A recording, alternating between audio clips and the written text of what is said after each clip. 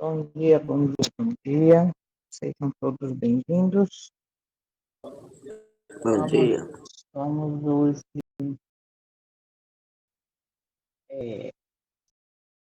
seguinte, terminar esses parágrafos. Algumas coisas neles são muito importantes, temos visto, então, em alguns momentos eu vou dar pausa, vou comentar, e aí a gente vai fazendo até o final.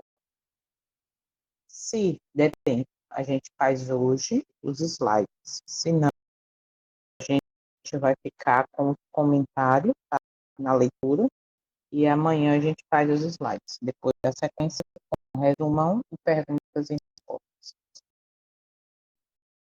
É importante lembrar que precisamos estar vencendo o dia a dia com oração, porque estamos em um conflito, tá? E esse acabamos de cantar, de ouvir, ele fala exatamente isso, a necessidade de que permitamos, Senhor, nossos ouvidos para ouvir, para ver, entender, e também a boca para falar para outros. Então, vamos ter esse sentimento de que estamos envolvidos num conflito e temos uma missão. Essa missão é exatamente falar para outros, né, sobre essa luz que ele tem nos concedido. E ter essa luz e guardar, deixar somente para mim, eu estou descumprindo a missão. E a missão é exatamente essa, né? Falar para que outros acompanhem, entendam e sintam a urgência do tempo em que nós estamos vivendo, da necessidade de compartilhar. Muito bem, vamos orar então. Santo Eterna, mais uma vez estamos aqui com o coração grato pela promessa da tua misericórdia. Estamos aqui agradecidos porque estamos começando mais uma parte clara do terceiro dia da semana. Para nós é um dia desconhecido, mas confiamos nossa vida em tuas mãos. E dessa maneira, verdadeiramente, faremos a tua vontade, estaremos seguros. Muitas vezes, Pai, o mundo tem oferecido uma falsa segurança. Uma falsa segurança no que ele oferece. Uma falsa segurança no político A, B, C. Uma falsa segurança nas, entre aspas, bênçãos que oferece, nas misericórdia do teu povo, porque muitas vezes estamos embalados no sono, como diz o papai, que dorme. Muitas vezes estamos embalados em tradições, em doutrinas, em ensinamentos de homens. Nós estamos fazendo diariamente, e não tem sido fácil, mas o que nós estamos fazendo diariamente é buscando conhecer o teu caráter, buscando pela fé contemplar a tua face, para assim sermos transformados. Precisamos da transformação.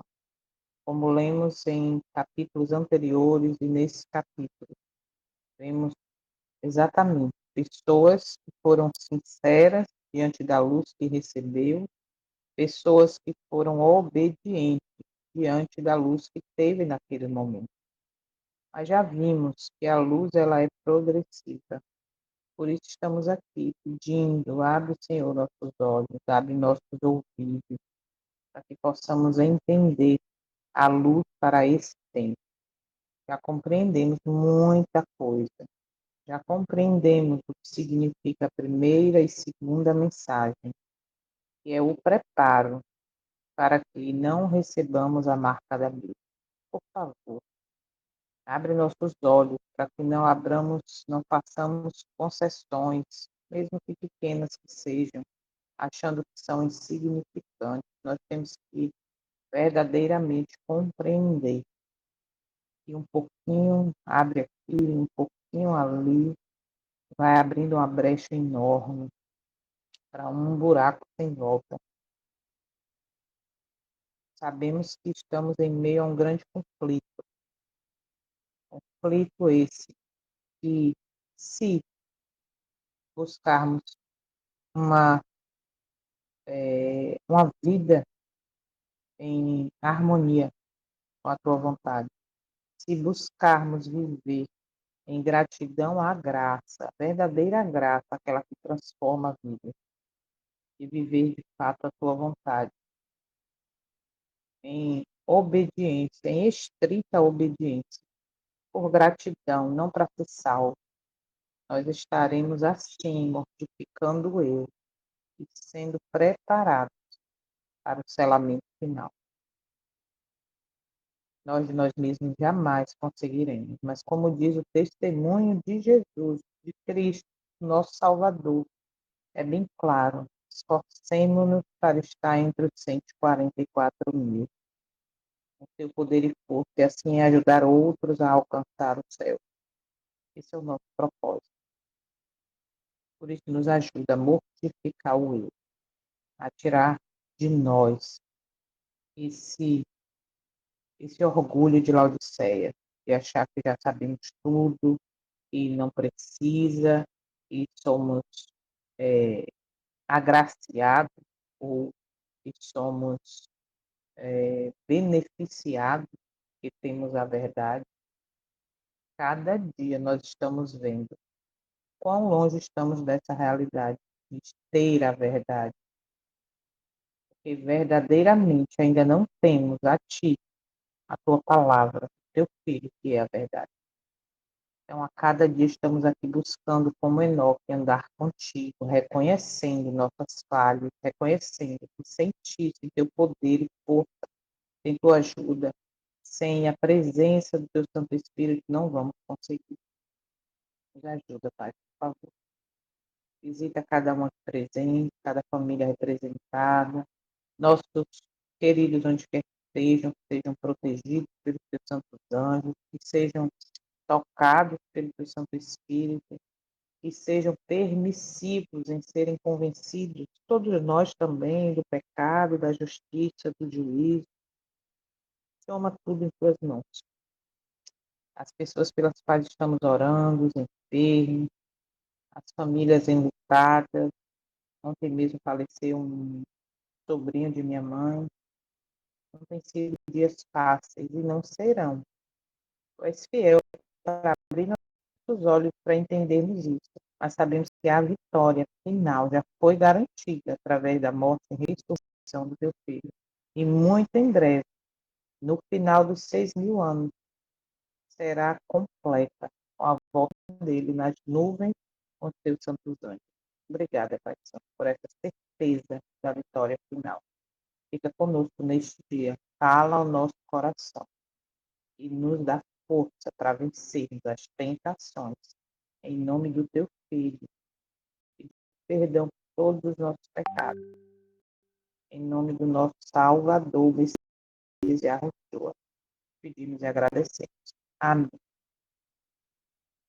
Amém. Vamos lá, então.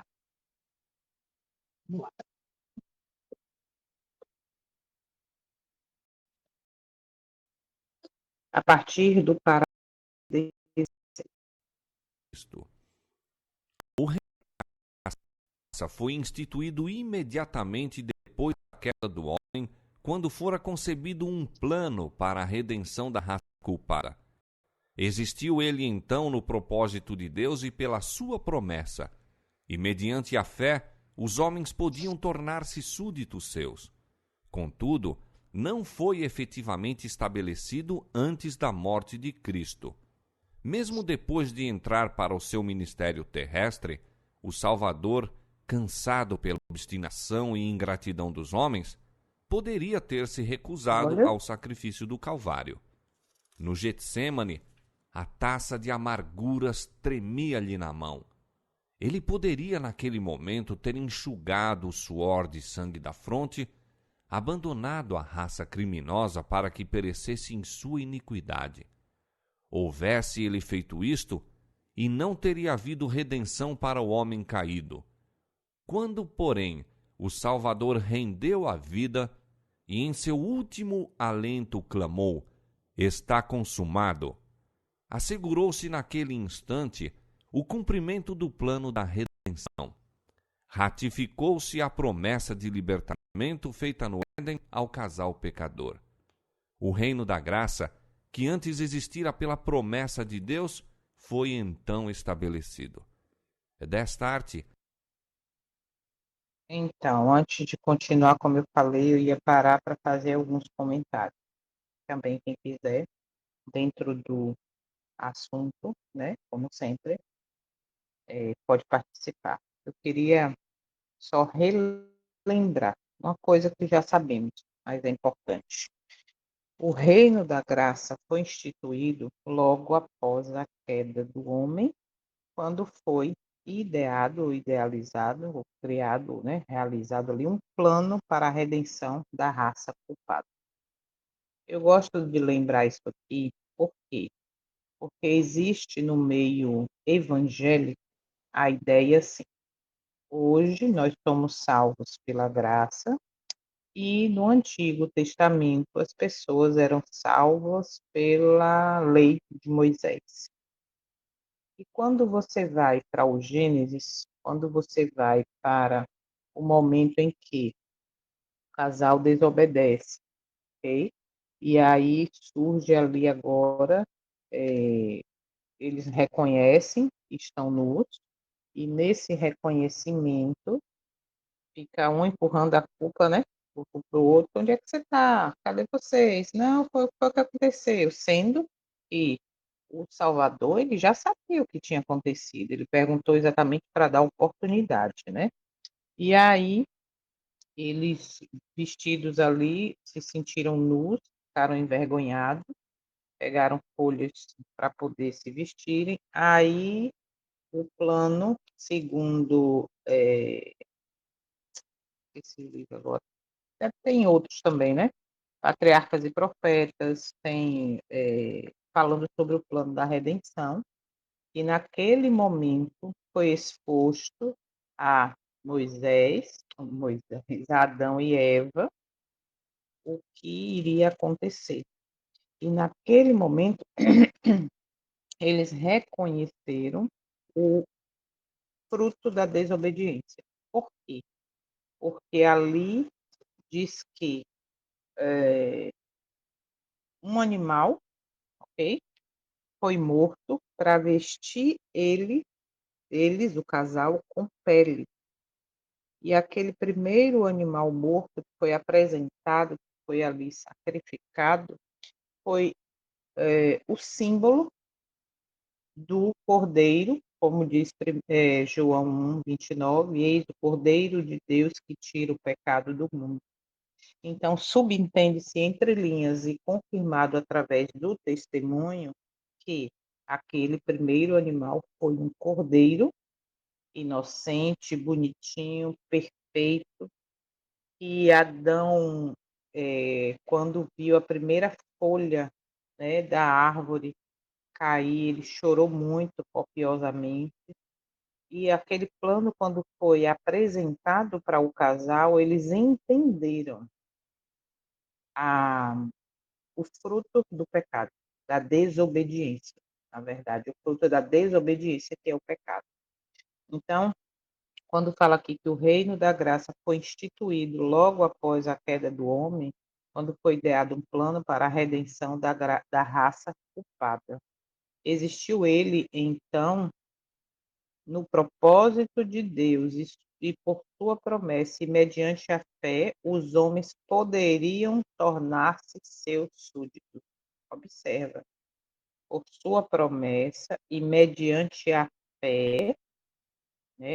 Então, a gente percebe que quando foi exposto esse plano para Adão e Eva, e eles entenderam verdadeiramente o pecado, aí logo veio Caim e Abel.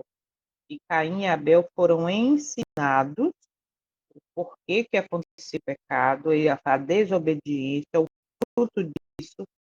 Entendemos que eles contaram aos filhos, ensinaram aos filhos o que deveria ser feito, né, o cordeiro. Por isso que, quando muita gente não entende, por que que o Senhor aceitou o sacrifício de Abel e não de Caim? Foi porque Caim pegou qualquer coisa. Não, foi porque Caim não estava tão contrito ali na obediência, né? Também, mas o fato foi que um ofereceu o que foi pedido, podemos dizer, trazendo para a nossa realidade, ou está escrito, né? E o outro fez do jeito que achava que não tinha problema nenhum. Esse Deus, ele é misericordioso, ele não destruiu o papai e a mamãe, então ele é misericordioso, vai aceitar o que eu quero dar. Isso é o grande perigo para os nossos dias. Por quê? Porque sem entender verdadeiramente o plano da redenção, porque se nós entendermos, nós vamos buscar poder para viver em gratidão a esse plano, né? E se concretizou, como diz aqui, se concretizou quando ele foi morto, sacrificado no Calvário. Então, veja, mesmo depois de iniciar seu ministério terrestre, o Salvador, cansado observa, viu? Da obstinação e ingratidão dos homens, poderia ter desistido do sacrifício do Calvário. Mas o que ele fez? Ele não desistiu, ele foi até o fim. Foi planejado lá na eternidade, que a gente nem imagina, foi mostrado e revelado a Adão e Eva no Éden, trazendo para os nossos dias. Nós somos o povo que conhece que viu, né, mas que viu pela fé. Mas a gente vê que a gente conhece esse sacrifício, conhece o significado, sabe o porquê de tudo isso, e, no entanto, vive uma vida de desobediência. No entanto, vive uma vida de uma desobediência voluntária. E isso é mais perigoso ainda para nós, porque muitas vezes a gente pensa, porque o povo ruim, que o povo lá, o mesmo povo escolhido, que em um dia estava com as folhas, né, de palmeiras ali recebendo ele no cordeirinho, no outro dia estava sacrifica, não, a gente não quer não, crucifica ele, aí a gente quer Barrabás. E ele foi até o fim. E aí diz aqui, houvesse ele feito isso, ou seja, desistido, não haveria redenção para o homem caído. Mas quando o Salvador rendeu sua vida e em seu último suspiro clamou, está consumado, quando a gente reflete nesse está consumado, é exatamente, a gente vai lá para a graça revelada, não vou nem falar da eternidade, porque quando ele não destruiu os anjos, ali também a graça foi revelada, né? O tempo de misericórdia, de arrependimento. Mas quando a gente vem agora para a graça que foi revelada, o plano da redenção lá no Éden, para Adão e Eva, se concretizou quando eis o Cordeiro de Deus que tira o pecado do mundo. Por isso ele diz, agora está consumado. Agora está feito, agora foi concluído o plano que foi apresentado há muito tempo atrás. E se ele não tivesse sido firme, forte, buscado força no Pai, nós hoje não teríamos condição de estar vivendo essa esperança da salvação. E aí, diz aqui, a promessa de salvação feita ao pecaminoso par no Éden foi ratificada. O reino da graça, que antes existira pela promessa de Deus, foi então estabelecido. Ou seja, o reino da graça antes da cruz era uma promessa. Na cruz ele foi concretizada essa promessa. Isso a gente não pode esquecer. Por quê? Porque se entendermos que foi concretizado na cruz, a gente vai entender o preço do pecado. A gente vai entender profundamente que quando eu, principalmente voluntariamente, eu erro, eu peco, eu desobedeço, isso tem um alto preço, o preço de cruz. Entende? Nós não podemos deixar de falar sobre isso. Ah, mas eu já sei. Sabemos, mas muitas vezes esquecemos. E agarrados a tradições, a pensamentos humanos e, desculpa dizer, satânicos, nós acabamos aceitando que a graça já me deu condição, eu já estou salvo, então eu vou viver pecando, fazendo, desobedecendo até Jesus voltar. Cuidado, isso é muito sério e necessário entendermos que o poder que venceu na cruz é o mesmo poder que está para nós hoje, entende? Então, o que é que nós devemos fazer? Buscar, ok? Vamos dar sequência no parágrafo 17. A morte de Cristo, o próprio acontecimento que os discípulos encararam como a destruição final de suas esperanças, foi o que as confirmou para sempre. Conquanto lhes houvesse acarretado cruel decepção, foi a prova máxima de que sua crença era correta. O acontecimento que os enchera de pranto e desespero foi o que abrira a porta da esperança a todo filho de Adão e Olha no aí. qual se centralizava a vida futura e a felicidade eterna de todos os fiéis de Deus de todos os séculos.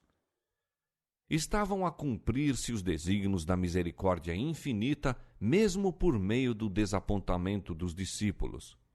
Se bem que o coração deles tivesse sido ganho pela graça divina e pelo poder do ensino daquele que falou como homem algum jamais falara, todavia, de mistura com o ouro puro do amor para com Jesus, achava-se a liga vil do orgulho humano e das ambições egoístas. Mesmo na sala da Páscoa, na hora solene em que o mestre já estava a entrar na sombra do Getsêmane, houve entre eles contenda sobre qual deles parecia ser o Olha, maior. Lucas capítulo 22, verso 24. Nada mais viam senão o trono, a coroa e a glória, olha, enquanto precisamente diante deles se achavam a ignomínia e a agonia do jardim no tribunal da cruz do Calvário. O orgulho no coração e a sede de glória mundana é que os levou a apegar-se tão tenazmente ao falso ensino de seu tempo e deixar despercebidas as palavras do Salvador que mostravam a verdadeira natureza de seu reino e apontavam para sua agonia e morte. será que nós não estamos com o mesmo pensamento dos discípulos? Pois seu orgulho no coração e a sede de glória mundana que os levou a apegar-se tão tenazmente ao falso ensino de seu tempo, observa, e a passar por alto as palavras do Salvador que mostravam a verdadeira natureza de seu reino e apontavam para a sua agonia e morte. Observa que eles tiveram oportunidade, eles viveram, eles ouviram que isso ia acontecer, mas eles não estavam com os olhos abertos. Percebe? Como nós, de repente, estamos dentro desse contexto de ouvir, de conhecer, né? Como diz, abre-se os olhos meus, os meus ouvidos, de ouvir, de conhecer, de entender ou achar que estamos tendo a comunhão. Vamos trazer para a época dos discípulos. Convivi ali 3 anos e meio, vendo tudo acontecer, mas não estavam observando as palavras, não estavam observando o tempo, reconhecendo o tempo em que estavam vivendo. Será que hoje não estamos envolvidos no mesmo momento, no mesmo sentimento de não reconhecer o tempo em que nós estamos vivendo? Será que, olha o que diz aqui, ó, foi o orgulho no coração e a sede da glória mundana que os levou, olha isso, hein, a apegar-se tão tenazmente ao falso ensino de seu tempo. Observe que houve um ensino no tempo dos discípulos que os levaram a buscar o que é a glória mundana. Hoje não estamos no mesmo tempo. Hoje a história não está se repetindo.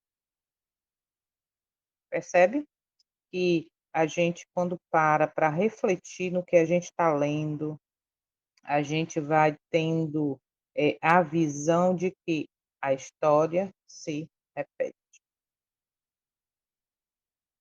E aí eu pergunto, para meditarmos, em que local, em que condição eu estou dentro dessa história que se repete?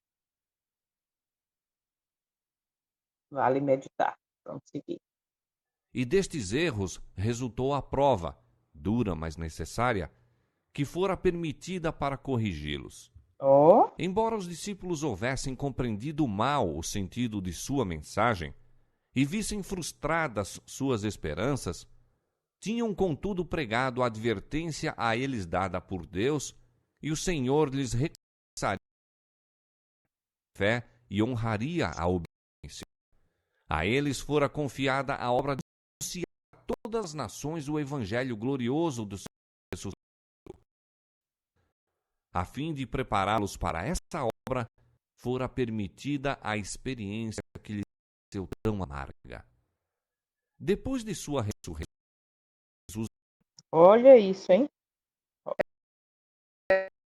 Eva aqui, peraí. Eita, o computador, pela misericórdia. Olha só isso aqui, ó. E esses erros resultaram na prova, aguda mas necessária, permitida para sua correção. Ainda que os discípulos tivessem entendido mal o significado de sua mensagem e vissem frustradas as suas expectativas, contudo, só um pouquinho, cadê? Contudo, haviam ele, estamos lendo o parágrafo 18, irmão. Contudo, haviam pregado a advertência a eles dada por Deus, e o Senhor recompensaria sua fé e honrar-lhes a obediência.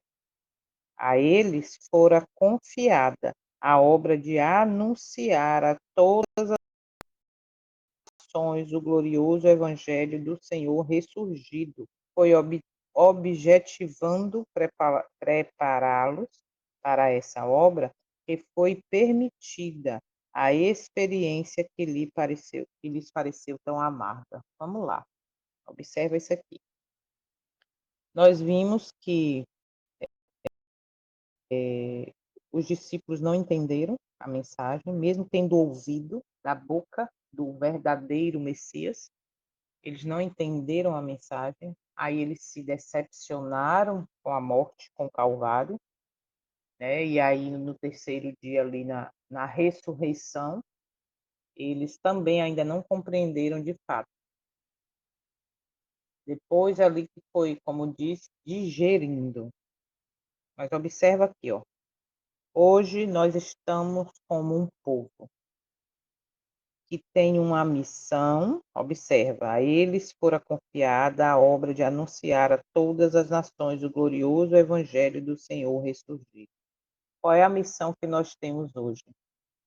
A missão de proclamar o evangelho eterno, as três mensagens evangélicas. E aí diz o finalzinho, foi objetivando prepará-los para essa obra que foi permitida a experiência que lhes pareceu tão amarga. Qual é a experiência do povo escolhido com a missão hoje? E tem os olhos abertos. É uma experiência semelhante à dos discípulos. É uma experiência de frustração, de desapontamento, sabe? está sendo uma experiência de decepção. Poxa, não é possível. Eu estou vendo que primeiro eu vou trazer para né, para mim, para indivíduo, depois um povo como uma missão. Eu não estava entendendo, eu não estava reconhecendo o tempo, eu não estava reconhecendo a urgência do preparo por conta desse tempo, que agora eu entendo que é tempo de juízo, que é tempo que se completa os 6.000 anos. E aí vem agora, depois que eu entendo que a missão falhou por não prestar atenção como os discípulos ao que foi dito, por não conhecer o testemunho que me esclarece e me mostra e aponta o tempo, o que acontece? Hoje, como é que eu posso dizer? A missão como povo, ela foi frustrada, entende? Mas tudo isso, observa aqui, dentro dessa harmonia com esse parágrafo, mas tudo isso foi e é permitido para que se prepare um povo para essa obra. Entende? Então, aqui a gente pega que o passado ilumina os nossos dias, como foi com os discípulos, com um pequeno povo, com o remanescente da semente. Entende? Então, tudo isso aconteceu lá no passado, com o objetivo de prepará-los. Essa decepção hoje, que acontece nos nossos dias, também é com o objetivo de nos preparar para completar a missão. Porque você reconhecer que, como povo, você está dentro de um contexto que não está vivendo como deveria, que não está proclamando nem vivendo as 3 mensagens angélicas, é uma experiência amarga, é dolorosa. Então, que possamos pegar isto aqui e aplicar dentro dessa visão. Será que o orgulho no coração e a sede de glória mundana, entende? Não está nos levando a apegar-se fortemente ao falso ensino deste tempo? Porque o ensino deste tempo não nos leva a uma vida de obediência. O ensino deste tempo é o evangelho da hipergraça, que pode tudo, não precisa obedecer, está tudo certo. Não, se obedecer hoje ou amanhã, tanto faz. A lei está sendo pisada. Por quem? Pelo povo que deveria, é do agrado do Eterno que tua lei seja elevada. Porém, hoje, como missão, como foi os discípulos ali naquele momento de decepção, que estavam buscando quem vai ser mais, quem vai ser o maior. Hoje não é diferente. Vamos seguir. Apareceu a seus discípulos no caminho para Emaús e, Depois da começando por ressurreição. Moisés e por todos os profetas, explicava-lhes o que dele se achava em todas as Escrituras. Lucas capítulo 24, verso 27. Comoveu-se o coração dos discípulos. Avivou-se-lhes a fé. Foram de novo gerados para uma viva esperança, mesmo antes que Jesus se lhes revelasse. Era propósito de Cristo iluminar-lhes o entendimento, firmando-lhes a fé na firme palavra da profecia. Desejava que no espírito deles a verdade criasse sólidas raízes, Olha não aí. meramente porque fosse apoiada por seu testemunho pessoal, mas por causa da evidência inquestionável apresentada pelos símbolos e sombras da lei típica e pelas profecias do Velho Testamento. Era necessário aos seguidores de Cristo ter fé inteligente, não só em favor de si próprios, mas para que pudessem levar o conhecimento de Cristo ao mundo.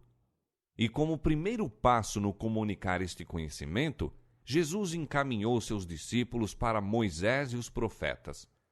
Este foi o testemunho dado pelo Salvador ressuscitado quanto ao valor e importância das Escrituras do Velho Testamento. Olha aqui, outro parágrafo aqui, o finalzinho importantíssimo.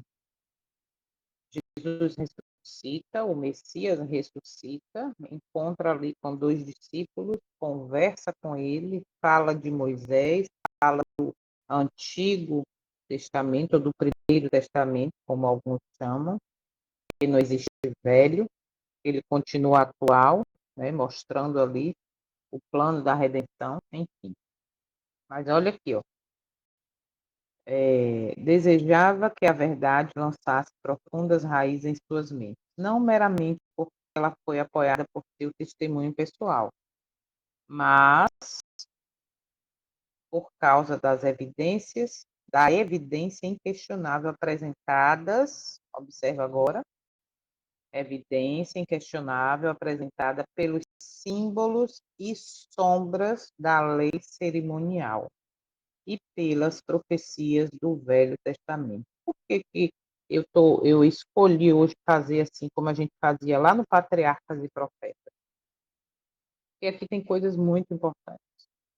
Observa. As sombras da lei cerimonial, ok?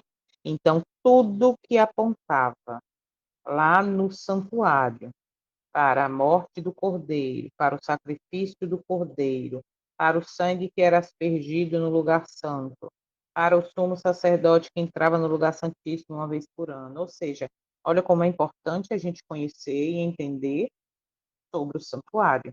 Como o próprio testemunho fala, o santuário é o alicerce da nossa fé.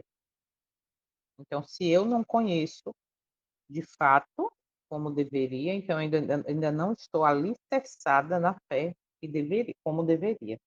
Então, observa aqui que mostra claramente que os símbolos e as sombras da lei cerimonial e as profecias apontavam para aquele momento, apontavam para a morte, a ressurreição. E eles, os discípulos, não entenderam isso. Olha aqui, ó. Era necessário aos seguidores de Cristo ter uma fé inteligente, não apenas para seu próprio benefício, mas para que pudessem levar o conhecimento de Cristo ao mundo. Essa é a nossa necessidade também. Como seguidores do Messias, de Yahushua, do Salvador, do sumo sacerdote, do mediador, hoje nós temos que ter uma fé inteligente. Não como nós vimos no segundo capítulo, se eu não me engano, deste livro, que fala de uma fé diluída, de uma fé cheia de doutrinas humanas. Nós temos que voltar a ter uma fé inteligente, pura. Para quê? Ó, para quê? Para que pudessem levar o conhecimento de Cristo ao mundo. E como primeiro passo na comunicação desse conhecimento, Jesus dirigiu seus discípulos para Moisés e os profetas. Observa isso. Hoje, quando fala, vamos estudar os 5 primeiros livros, né, conhecido como Torá, como Pentateuco, vamos para a base, porque lá está, se tirasse ali todos os outros livros após os 5, ali a gente tem a base, ali a gente tem os 10 mandamentos, a gente tem a semana da criação, que acreditamos, né, que foi literal. Nós temos ali o santuário, nós temos as cerimônias, né, que apontavam para o Cristo, o vencedor, o que morreu, ressuscitou, etc. Mas aonde é que entra agora para os nossos dias esses ensinamentos? Quando a gente pega ali Jeremias 6,16, volte aos marcos antigos, conheça o que está escrito. Ó, este foi o testemunho dado pelo Salvador ressurreto a respeito do valor e importância das escrituras do Velho Testamento. Aí, quando você vai estudar com algumas pessoas, mostrar o verdadeiro significado do que o véu se rasgou, foi o quê? foi que tirou a cerimônia, né, o que apontava para o cordeiro, para a morte do cordeiro, que fez carne. E aí o que que acontece agora? Se eu tiro isso, ou se, como eu ia dizendo, se eu convido a estudar, aí muitos hoje, infelizmente, no nosso meio, dizem assim, não, Velho Testamento, esse negócio de estudar a Torá, de conhecer santuário, não, isso aí já foi rasgado, acabou, não precisa, isso é fogo estranho, para que trazer isso de novo para estudar? Para que trazer, observar datas e tempos determinados pelo Eterno para o seu povo? Mas hoje nós vamos viver e observar as datas do mundo romanas, né? Cada dia que passa, cada ano que passa é um novo feriado. Esse ano teve um feriado que nunca tinha tido antes da negócio da raça, qual é a raça negra? É, observe que temos sim que conhecer desde o princípio, principalmente esses 5 primeiros livros, como está o resumo. E aqui, quando Cristo fala com os discípulos, ele vai lá para Moisés. Não, hoje não precisa estudar Moisés, não, já passou. Moisés, o véu rasgou, acabou tudo, não precisa de nada disso. Ele foi para Moisés e o Velho Testamento. Por quê? Porque apontava para o plano da redenção, porque apontava que a lei cerimonial agora estava se cumprindo, entende? Aquilo agora era uma realidade. E os discípulos não entenderam isso. Aí ele foi lá de novo explicar, mostrar, falar. Então, como o próprio Messias, o Salvador, mostrou para esses discípulos, mostra para mim e para você hoje. Volte lá, entenda o que está acontecendo, entenda o que aconteceu. Mas hoje, infelizmente, no nosso meio já não se quer mais estudar sobre isso. Não precisa, estamos no tempo da graça. Aí é pouco estranho, o véu se rasgou, isolou tudo, acabou tudo. Tudo o que acabou? A lei cerimonial, ok? Que apontava, porque o cordeiro já estava ali naquele momento ressuscitado dentro do contexto. Vamos seguir. Que mudança se operou no coração dos discípulos ao Ó, contemplarem mais uma vez o amado semblante do Mestre. Lucas capítulo 24, verso 32. Em sentido mais completo e perfeito do que nunca, haviam achado aquele de quem Moisés escreveu na lei e os profetas. A incerteza, a angústia e o desespero deram lugar à segurança perfeita e esclarecida fé. Não olha aí. admira que, depois de sua ascensão, estivessem sempre no templo louvando e bendizendo a Deus. O povo, sabendo apenas da morte ignominiosa do Salvador, procurava ver no rosto deles a expressão de tristeza, confusão e derrota. Viam, porém, ali alegria e triunfo. Que preparo receberam esses discípulos para a obra que se achava diante deles? Olha aí. Tinham passado pela mais severa prova que lhes era possível experimentar e visto como a palavra de Deus se cumprira triunfantemente, quando, segundo a visão humana, tudo se achava perdido. Que Uhum. poderia, dali em diante, intimidar-lhes a fé ou arrefecer-lhes o ardoroso amor? Na mais aguda tristeza, tinham firme consolação e uma esperança que era como âncora da alma segura e firme. Hebreus capítulo 6, verso 18 e 19. Haviam sido testemunhas da sabedoria e poder de Deus e estavam certos de que nem a morte, nem a vida, nem os anjos, nem os principados, nem as potestades, nem o presente, nem o porvir, nem a altura, nem a profundidade, nem alguma outra criatura seria Coisa mais capaz de os linda. separar do amor de Deus que está em Cristo Jesus, nosso Senhor. Em todas estas coisas, disseram eles, somos mais do que vencedores por aquele que nos amou. Romanos capítulo 8, verso 38, 39 e 37. A palavra do Senhor permanece para sempre. 1 Pedro capítulo 1, 25. E quem os condenará? Pois é Cristo quem morreu, ou antes quem ressuscitou dentre os mortos, o qual está à direita de Deus e também intercede por nós. Romanos Amém. capítulo 8, verso 34.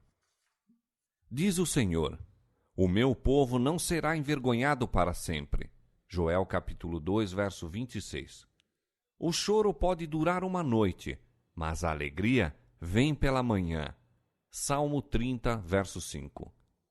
Quando no dia da ressurreição esses discípulos encontraram o Salvador e lhes ardia o coração ao ouvirem suas palavras, quando olharam para a cabeça, mãos e pés, que por amor deles tinham sido feridos, quando antes de sua ascensão Jesus os levou até Betânia e, erguendo as mãos para os abençoar, lhes ordenou: ide por todo o mundo, pregai o Evangelho, acrescentando: eis que eu estou convosco todos os dias. Marcos capítulo 16, verso 5 e Mateus capítulo 28, verso 20.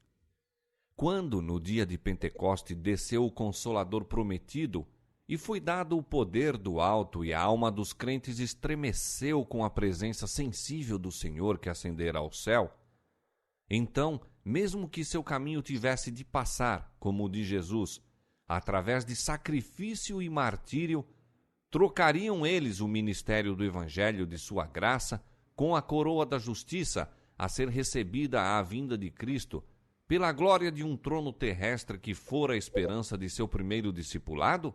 Uhum. Aquele que é capaz de fazer muito mais abundantemente do que pedimos ou pensamos, concedera-lhes com a comunhão de seus sofrimentos a de sua alegria, alegria de trazer muitos filhos à glória, alegria indizível, eterno peso de glória, com que, diz Paulo, nossa leve e momentânea tribulação não é para ser comparada.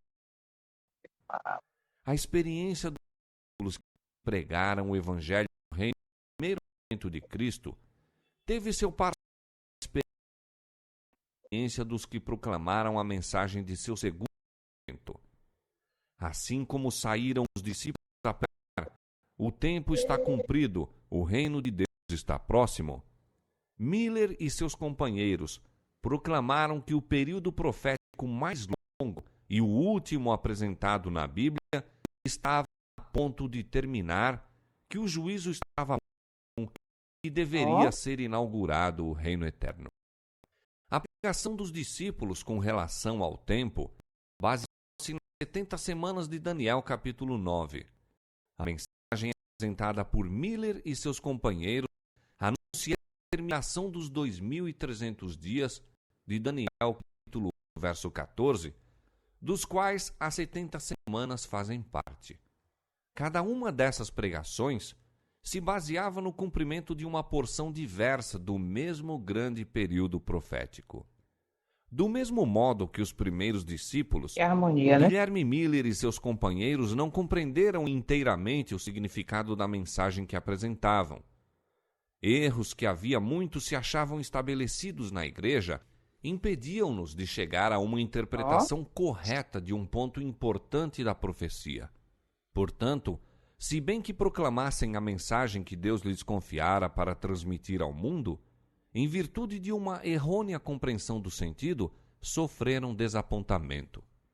Explicando Daniel olha aí. capítulo 8, verso 14, até 2.300 tardes e manhãs e o santuário será purificado, Miller, conforme já foi declarado, adotou a opinião geralmente mantida de que a terra é o santuário, crendo que a purificação deste representava a purificação da terra pelo fogo à vinda do Senhor. Quando, pois, achou que o termo dos 2.300 dias estava definitivamente predito, concluiu que isto revelava o tempo do segundo advento. Seu erro resultou de aceitar a opinião popular quanto ao que constitui o santuário. Observa que hoje nós estamos, infelizmente, neste mesmo erro, no sentido de que não, hoje entendemos claramente foi um erro dele, né, marcar aquela data como a volta do Messias, como a terra purificada. Depois, no decorrer, eles mesmos entenderam isso, entenderam que a data estava certa, porém o evento estava errado. Hoje, muitas vezes, estamos com a luz que foi revelada dentro da profecia corretamente, mostrando que o sumo sacerdote saiu do lugar santo para o lugar santíssimo, mas esquecemos de buscar o verdadeiro significado disso no santuário da terra. Quando não entendemos o verdadeiro significado disso no santuário da terra, quando o sumo sacerdote entrava no lugar santíssimo para purificar o santuário, a gente não entende o que está acontecendo no santuário do céu. E lembrando que Apocalipse deixa bem claro, os 144.000 seguem o Cordeiro onde quer que ele vá. Sabe o que é que ele está fazendo? Sabe o tempo em que estamos vivendo. Entende? E hoje o santuário não é mais estudado, não é mais mostrado, não é mais falado, não é mais minuciosamente detalhado para entender. E como Miller que se enganou, e teve a luz mais adiante, hoje nós temos a luz após essa decepção dele. E o que nós estamos fazendo com essa luz? Sabendo que o tempo determinado aconteceu exatamente como estava escrito. 2.300 tardes e manhãs e o santuário será purificado. E ali começou o tempo de juízo. 1 Pedro 4, 4:13 a 4:17, eu atrapalho, que diz o quê? Que o juízo começa pela casa de Deus. Então, observa que hoje, com tanta luz que nós temos diante da revelação na Bíblia, diante do testemunho de Jesus, que acreditamos, né, o espírito de profecia, a gente tem tamanha luz diante deste assunto, e essa luz hoje é colocada debaixo da cama, para não iluminar, para não entendermos o tempo em que nós estamos vivendo. Erros aqui, ó, erros, parágrafo 23. Erros há muito tempo estabelecidos e acariciados na igreja impediram de alcançar uma correta interpretação de um ponto importantíssimo da profecia. Portanto, a despeito de proclamarem a mensagem que Deus lhe havia comissionado para darem ao mundo, sofreram eles desapontamento por terem uma errônea compreensão do sentido. Eles sofreram, os discípulos sofreram desapontamento. Por quê? Porque não entenderam a mensagem dada pela boca do mestre, do Messias. Não entenderam. Miller e aquele povo que estava ali naquele momento também não entenderam. Naquele momento, eles se decepcionaram. Por quê? Porque no dia programado para, entre aspas, né, a purificação da terra, Jesus, o Messias, o Cristo, não voltou. E aí houve uma decepção. E hoje, com este povo escolhido para uma missão, entende? Toda essa luz, essa verdade tem sido escondida, como diz o testemunho, é muito forte, escondida sob o lixo. E nós devemos buscá-la como a tesouro escondidos, e diz mais, apresentá-las a outros. Então, hoje nós estamos decepcionados com a condição em que nós, como um povo, deveríamos estar proclamando essa verdade que agora é revelada, de fato, né? Desde o dia lá que houve essa decepção, e aí continuaram um pouquinho, aquele pouquinho, tá? Continuaram estudando, chegaram hoje ao entendimento, né? Através ali desses estudos, Ellen White começou a receber, melhor dizendo, a revelação, a visão, e hoje nós temos tamanha luz e não reconhecemos, não proclamamos, não entendemos de fato o tempo em que nós estamos vivendo. Então, que neste dia possamos meditar sobre isso, tá? Meditar sobre isso. Por quê? Porque o tempo atual hoje, como foi no passado, que levou Miller a aceitar esse entendimento, o que que acontece nos dias de hoje? Existe um entendimento, existe um ensinamento que não está firme, não está escrito, que leva muito a recusarem a luz que tem sido derramada sobre o santuário, sobre a verdade da preparação da volta do Messias, e por aí vai. Então, que neste dia possamos examinar, meditar sobre isso. O que é que eu tenho feito? Eu estou fazendo como os discípulos que ouviram, que viveram, que compartilharam da fé, ouviram do mestre, olha, vai acontecer isso, o santuário vai ser destruído, e tá, mas aí eles não entenderam. Será que hoje nós não estamos também com os olhos fechados? Será que diante dessa decepção que nós estamos passando com a falha da missão como povo, ainda não tivemos os nossos olhos abertos para buscar verdadeiramente o significado disso, do que é estar na missão? Neste dia possamos meditar, tá? Sobre isso. E amanhã, se o Eterno permitir, nós vamos continuar com o parágrafo 24, tá bom? 24 não, 25. Parágrafo 25. Vamos orar então, continuar, tá? Deixa eu só marcar aqui para eu não me perder. Vamos orar então para a gente finalizar. Alguém gostaria de fazer a oração final?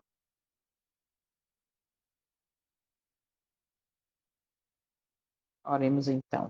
Santo e Eterno, nós te agradecemos, porque mais uma vez estamos vendo que o que aconteceu no passado, a história se repete. No sentido de que hoje, muitas vezes, como teu povo, não entendemos o plano da redenção que foi revelado lá no Éden para Adão e Eva.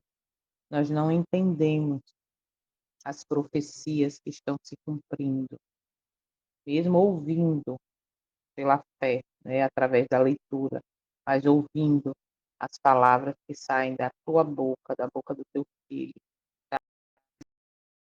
escrita, estão escritas também do testemunho de Jesus que eu esquecia.